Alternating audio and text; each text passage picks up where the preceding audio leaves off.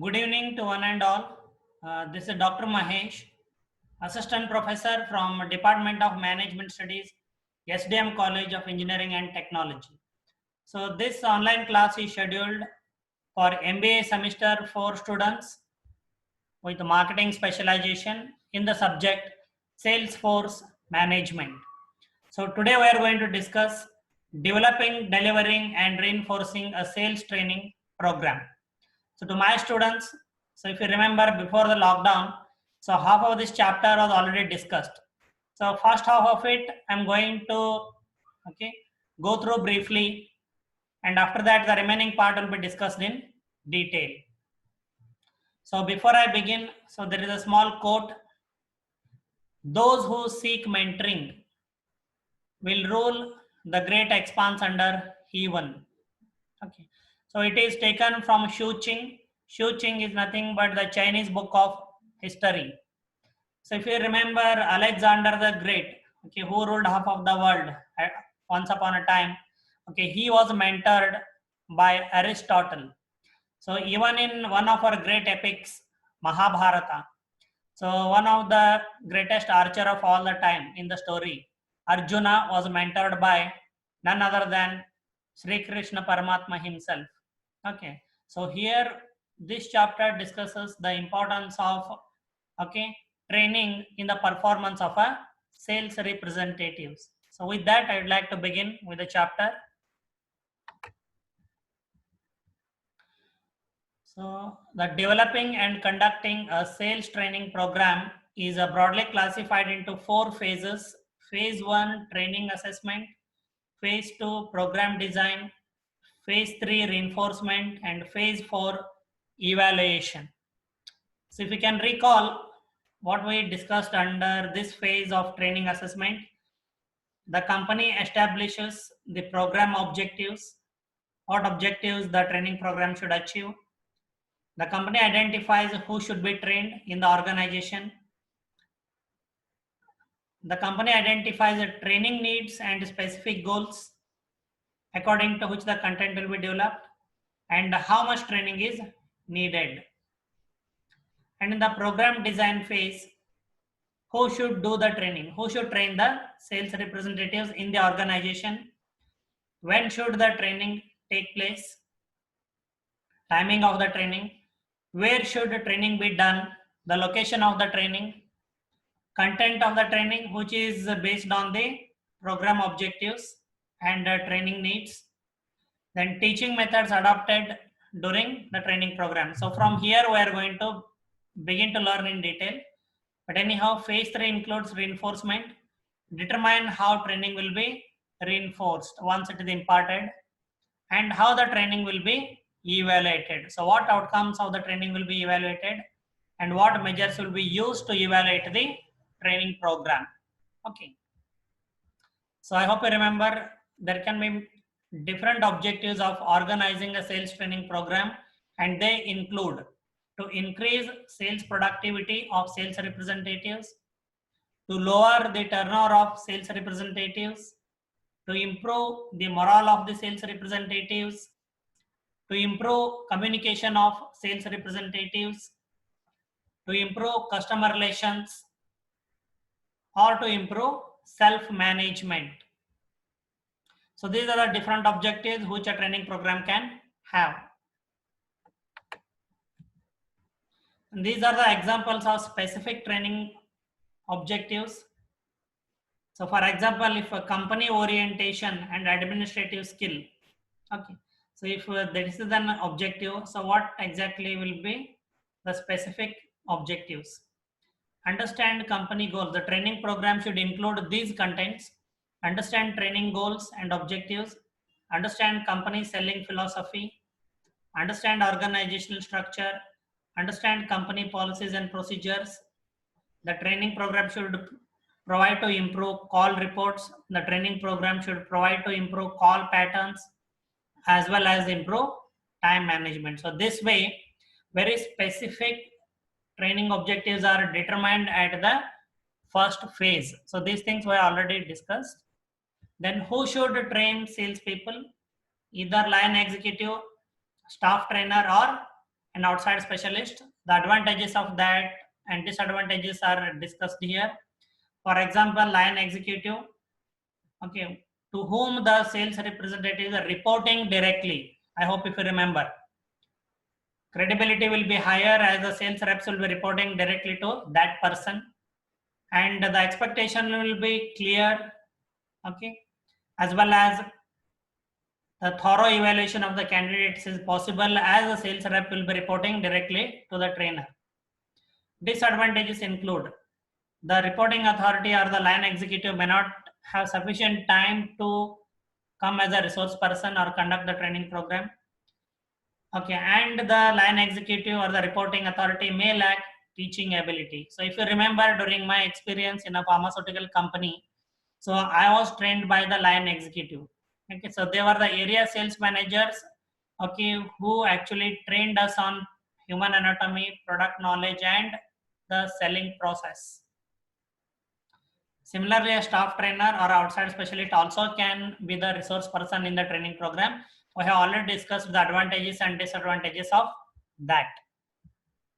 Okay.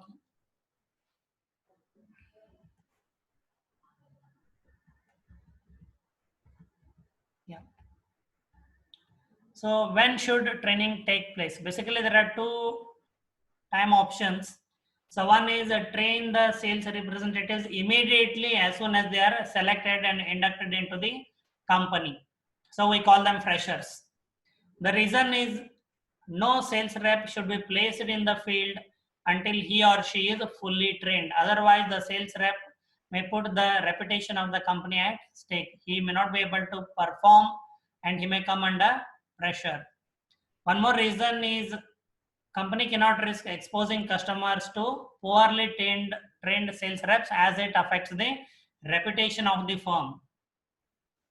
So one more approach or one more time option for a company to train its sales reps is the delay training.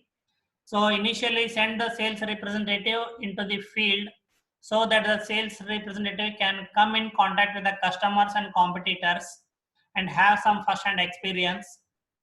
Okay, so in this case, it will be much easier to train the salespeople who have had some field experience. So that is one of the major advantages. And during this phase, the weak sales people, those sales representative who will not be able to perform or handle the pressure, will be eliminated before company spends money on training them. So these are the two approaches during when the training should be conducted, whether immediately on the appointment of the sales rep or send the sales rep to the field work initially for some time and then after some time conduct the training program.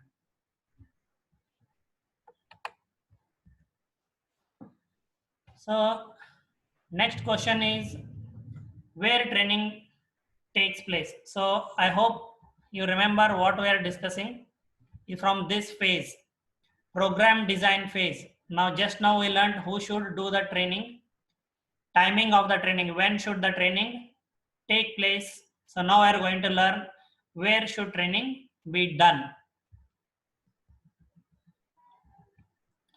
Okay. So when we say where training should take place, so we're talking about holding a decentralized training or centralized training. Okay. So the advantages of holding a decentralized training, for example, regional trainings, okay, and inviting all the sales reps to the head office and holding a centralized training. So the advantages and disadvantages of this we are going to discuss. So decentralized training is relatively less expensive, okay, and you can organize a training program for a longer duration of period as it is only held regionally, and it involves the sales manager, line executive to whom the sales reps or area sales managers will be reporting immediately. So disadvantages of holding a decentralized training includes sales managers often lack time. As sales managers or line executives to whom the sales reps report directly, so generally they lack time to organize such training programs, and sometimes they may even lack skill to properly train. They may be good in selling, they may be good in managing the sales reps, but they may lack training skills. Okay, then Holding a centralized training, it involves personnel dedicated to and highly skilled in training. So when sales reps of all the firm are gathered in a centralized place, generally a dedicated trainer conducts the training program. So this dedicated trainer will be highly skilled in training, and the effectiveness of the training will be very high. Holding centralized training allows interaction with the home office. As I said, in the company head office, okay, if the training is held, the sales reps will get an opportunity to interact with home office. And since the sales reps are taken away from their marketplace or from their territories, they can purely focus on training. The disadvantages of decentralized training include, okay, so it will cost more to the company comparatively. The duration of the training will be limited as all the sales reps from the market are taken out and brought into the training program. And for those number of days, there will be no work in the field. There will not be sales happening. And reps are kept away from their home and family as well. So these are the advantages and disadvantages of holding decentralized or centralized training. Okay. Now, yeah, so we will be discussing about the program design phase, content of training we learned, then teaching methods used in training program. Okay, so after this I'll take questions from students. So these are the different training methods and these are the different training contents. So column heads are methods of training and row heads are training contents. So the star mark indicates for which type of content, which training method is suitable. So I repeat, the column heads are types of training methods or tools of training, and the row heads are contents of training. So in this grid or matrix, we learn which training method is suitable for which type of training content. Say for example, company knowledge. So if it is a newly recruited batch of sales representatives, so one of the training objectives is to provide company knowledge. So what are the suitable methods, training methods to impart company knowledge to new sales representatives? Lectures can be effective way, which you are also exposed to.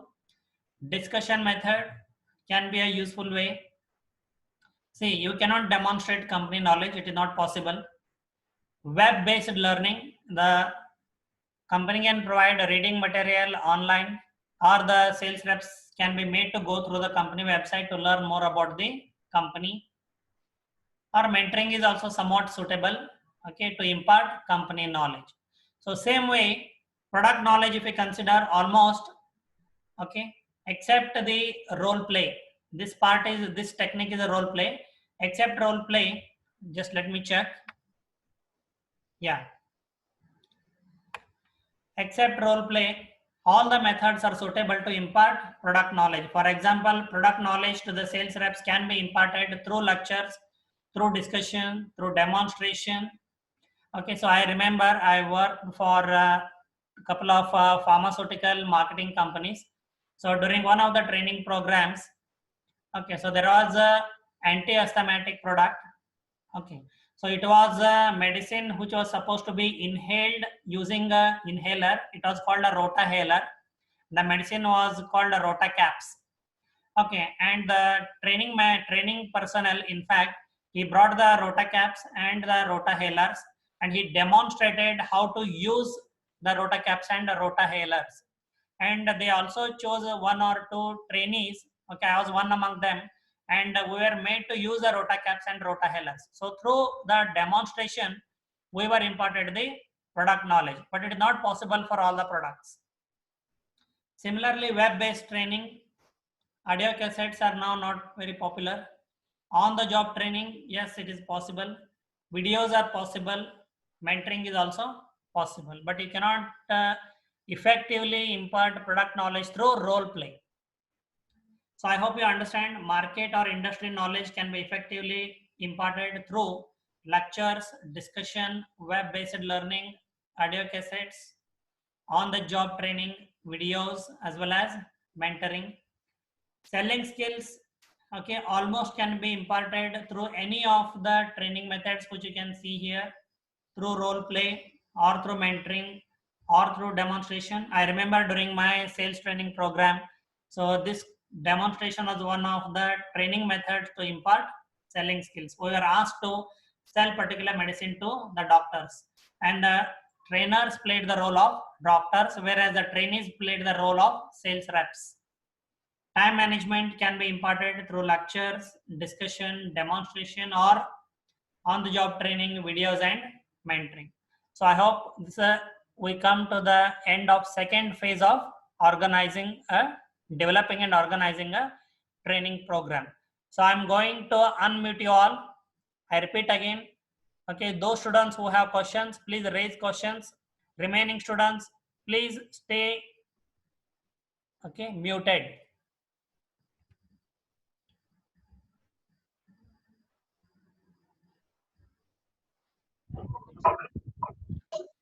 Can you hear me?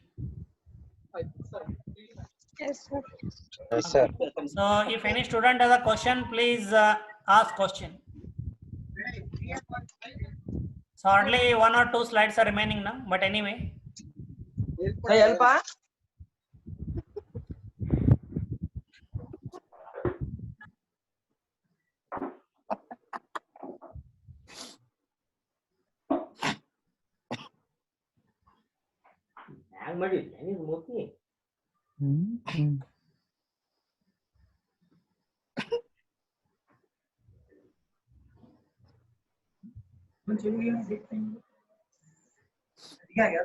Okay, so if you don't have questions, then I will continue with the discussion.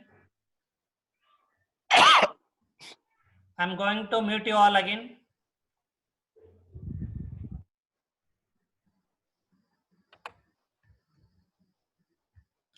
Okay, to ensure training effectiveness.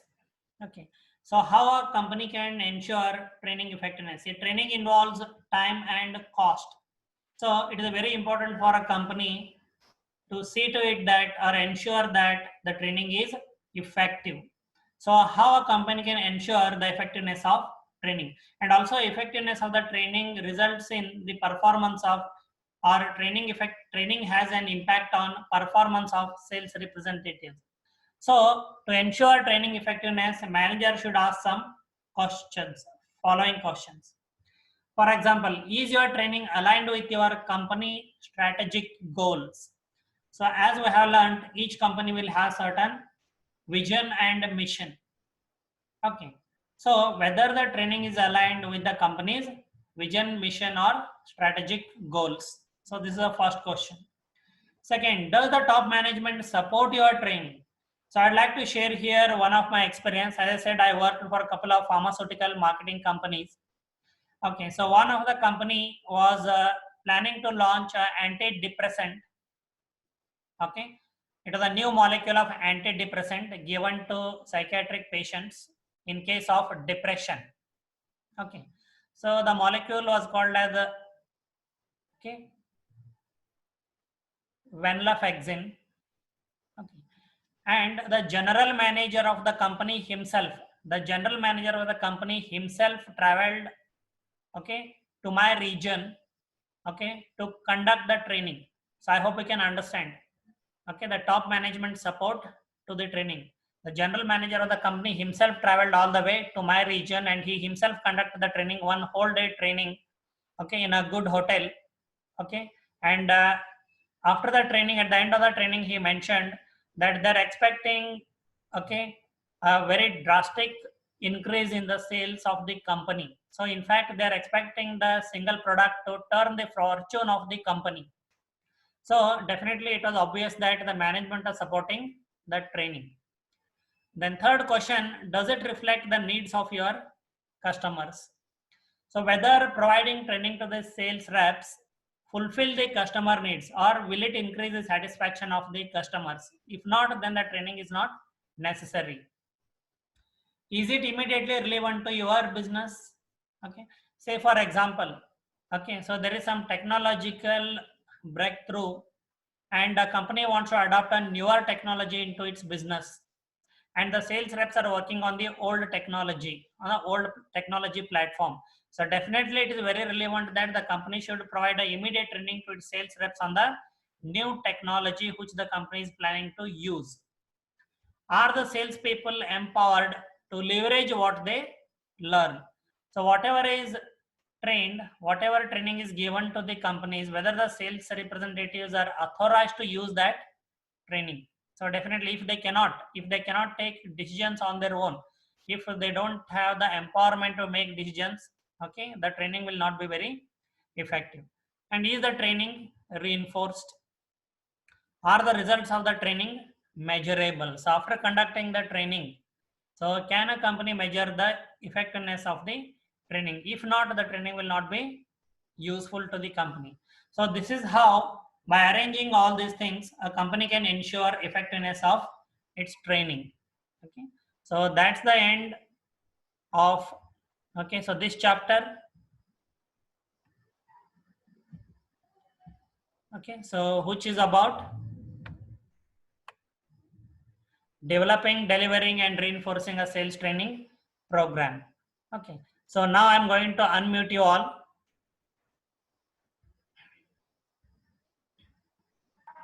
Yeah, please. So you can speak now, and if you have any questions, please ask.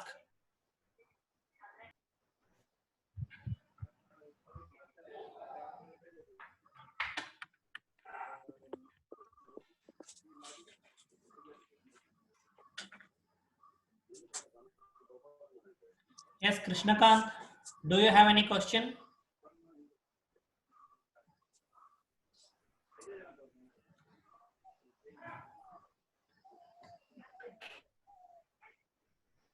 Yes, Sushmita Pawar, do you have any question? No, sir. Sachin Umbarje.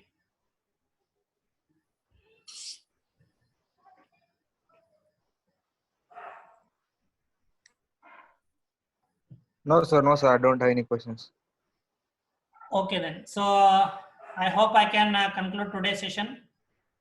Okay. So what is training? We learned what is the importance of training for a company and its sales representatives we have learned today. Okay. So my classes will continue as per the timetable which I circulated in the class WhatsApp group. If you have any doubts even later also, please feel free to call me on my mobile phone and clarify your doubts. And I thank you all for your cooperation for the back-to-back sessions. Okay, so I'll see you day after tomorrow. Now, yes, please. Somebody had a question? No, sir. Thank you. Okay, okay. Then thank you one and all. We'll meet again day after tomorrow. Please check the Okay, sir. WhatsApp group for invitation. Tomorrow I will share the invitation. Six, sir. Thank you.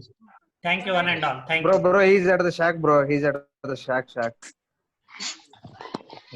Bro, come, bro.